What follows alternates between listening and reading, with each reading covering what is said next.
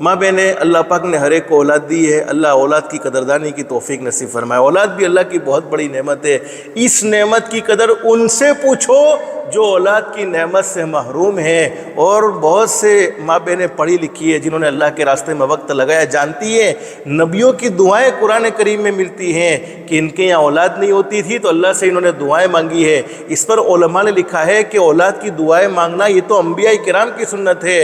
اور بڑی زبردست بات بیان فرمائی، وہ عورت جو یہ چاہتی ہو کہ اللہ مجھے فرما بردار، نیک صالح، خوبصورت بیٹا عطا فرمائے جو میری آنکھوں کی ٹھنڈک بھی بنے، بڑھاپے کا سہارا بھی بنے اور مجھے راحت پہنچائے، میرے دل کو ٹھنڈک پہنچائے، تو وہ قرآن کریم کی اس آیت کریمہ کو پڑھنے کا اہتمام کرے۔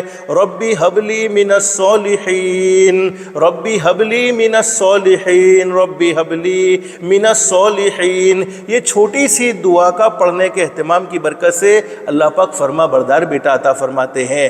ہاں، جن کو اولاد اللہ رب العالمین نے دے رکھی ہے، جن ماں باپ کو اولاد اللہ رب العالمین نے دے رکھی ہے اور ان کی اولاد ان کے کنٹرول میں نہیں ہے، تو کنٹرول میں نہیں ہے تو سب سے پہلے اللہ سے ہم معافی مانگے کہ ہمارے کسی نے کسی گناہ کی نوست کی وجہ سے اللہ پاک نے اولاد کو ہمارے کنٹرول سے باہر کر دیا ہے۔ اور قرآن کریم کی ایک آیت کریمہ ہے، ربنا ہب لنا من ازواجنا وذریاتنا قرۃ اعین وجعلنا للمتقین اماما۔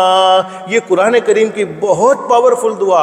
اولاد کو اچھا دیکھنا چاہتے ہو، آنکھوں کی ٹھنڈک دیکھنا چاہتے ہو، کیا زبردست بات بیان فرمائیے۔ اور میں عورتوں سے کہوں گا، اگر تمہارا شوہر تمہارے کنٹرول میں نہیں ہے، دیکھو بہت اچھی بات بتلا رہا ہوں، مجھے ڈر ہے میری بیوی آئی ہوگی تو وہ سن لے گی تو شاید وہ مجھ پر یہ آزمائے گی، لیکن آپ کو بتلا رہا ہوں اگر تمہارا شوہر تمہارے کنٹرول میں نہیں ہے اور اس آیت کریمہ کو پڑھو، وہ تمہیں تنگ کرتا ہے، پریشان کرتا ہے، تم پر ظلم کرتا ہے، تمہاری اولاد تمہاری آنکھوں کی ٹھنڈک نہیں ہے، تمہاری اولاد ہمیشہ تمہیں پریشان کرتی ہے، دیکھو دعا میں اللہ رب العالمین نے ہمیں کتنی بہترین چیز مانگنے کو کہا ہے اور کتنی بہترین چیز مانگی گئی ہے۔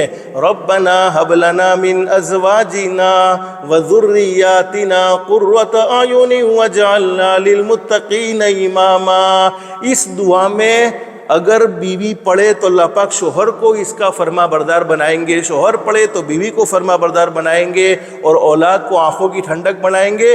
وجعلنا للمتقین اماما، اور اللہ پاک اسے متقیوں کا امام بنائیں گے۔ کیا مطلب ہے؟ ہماری اولاد اللہ سے ڈرنے والی بنے گی۔